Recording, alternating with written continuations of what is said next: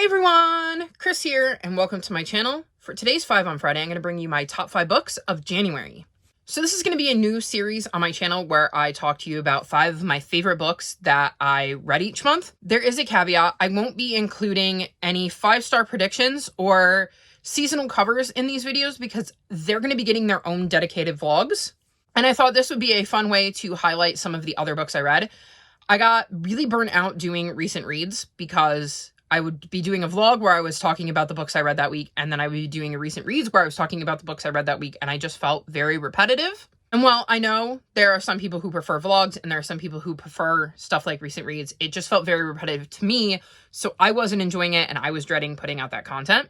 The other reason I did this is because as much as wrap-ups are nice, I read over 30 books a month. By the end of the month, if it was an average book, I don't remember most of the details. So it would be very stressful for me trying to incorporate all of the 30 plus books I read every month. So I thought this was a nice little compromise where I'm really highlighting the books that I loved.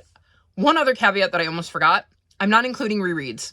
If I'm rereading them, I already love them. There's a reason that I have sat down to reread them. So I really want to highlight new books I've come across that I really loved. So that being said, here are my top 5 books from January. So first up is The Soldiers of Holla by DJ McHale. This is the 10th and final book in the Pendragon series, and I gave this book 4.5 stars.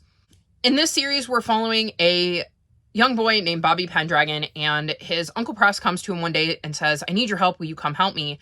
And Bobby says yes, follows his uncle to this magical place called a flume that allows him to travel between worlds. And he ends up finding out there are a bunch of other worlds, and there's this evil dude named Saint Dane who is trying to destroy the worlds, and his Uncle Press needs his help to save all of Holla, which is the name that encompasses all of the worlds. So we've gotten to watch Bobby grow over 10 books. He's obviously a lot older in book 10 than he was in book 1. I really loved how this series wrapped up and we got to see the end of Bobby's journey and see how everything kind of came together and that climax kind of happened. I was so intrigued.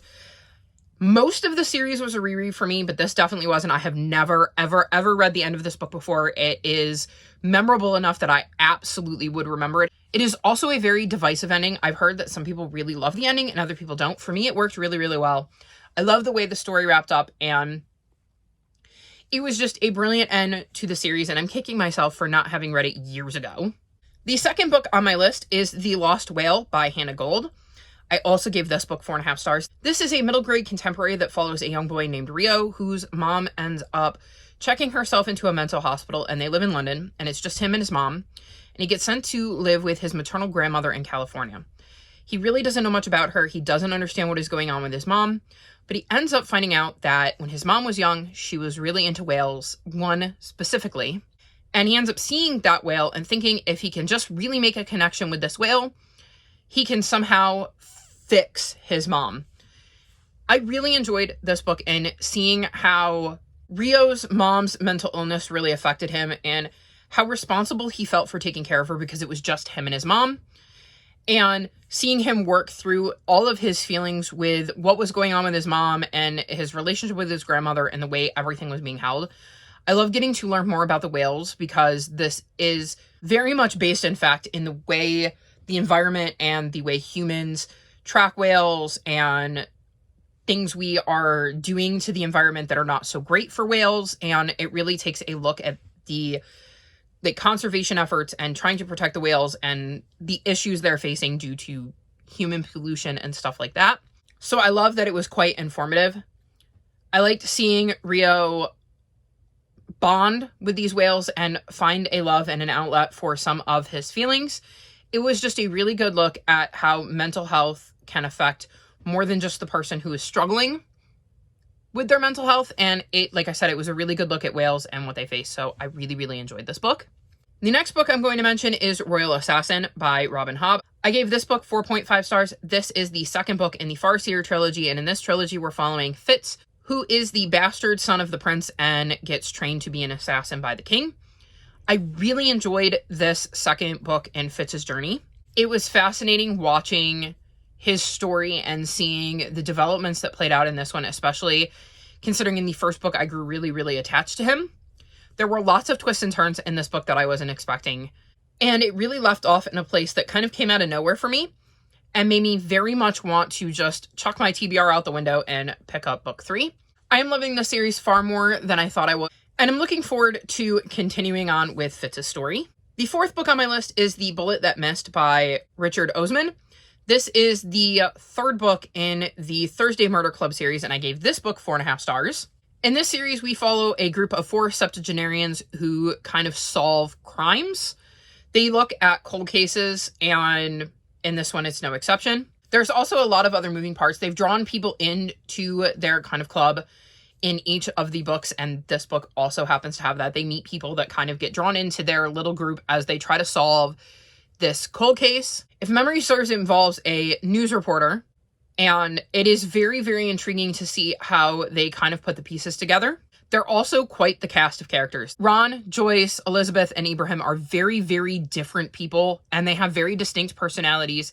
But each of those personalities is very important, usually, to some aspect of solving the crime. I really love their friendship and how they kind of work together, and each have strengths and weaknesses that help and or hinder the group. There were definitely some very good red herrings in this. I will say I never figured out who did it. By the end, I was completely like, wait, what? And I will always love when my mystery books can bamboozle me, so this was another great book in this series, and I'm looking forward to seeing what adventures these 4 get up to in the next one. And then my 5th and final book of January is The Longest Day by Aaron Hunter. This is the 6th and final book in the 2nd arc of 6 in the Seekers series, and I gave this book 4.5 stars.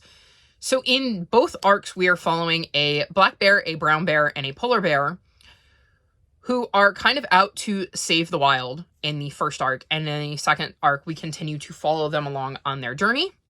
I cried. I was not ready to leave these characters. It took me ages to read it because I got about halfway through and set it down, and it wasn't that I wasn't enjoying it, it was that I knew it wasn't going to take me much longer to be at the end of the book, and then these characters' stories were done. I would be done with them. It definitely was very obvious that we were leading to the end of these 3 character stories.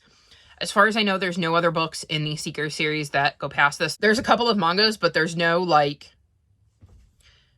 new arc. I don't know if there's going to be. If there was, I would absolutely read it, but I can't imagine that it's going to be told from Toklo, Lusa, and Calic's point of view. I loved the way their journey ended up. I love how it kind of came together, and I was really, really curious the entire time how the Aarons were going to end the story, and I think they did so in such a beautiful manner that really fit all of the characters, their motivations, and was very, very satisfying. So there was no way this couldn't be on my top books of January. So there you have it. Those are my top 5 favorite books I read in the month of January that don't include seasonal reads, 5-star predictions, or rereads. All of these were amazing books. They're all books I recommend, and I'm hoping that you guys like this format. I would love some feedback, and because I'd love to know what you think. I think this is, like I said, for me, a much easier way to kind of give you a highlight of the books I really loved in each month, because I read so many, like I said, at the end of the month. A 3.5 star might have been an enjoyable read, but it doesn't mean I've retained the details. So I thought this would just be a way to highlight the ones that I would really recommend out of the books I read, while excluding ones that have their own special vlogs and are rereads. So that's it for this video. All of my social media is linked in the description below if you'd like to come chat with me. If you've made it this far in the video, leave me bear emojis in honor of The Longest Day, which was my favorite of the 5 books I mentioned in this video. Like this video and subscribe to my channel, and I'll talk to you next time. Bye!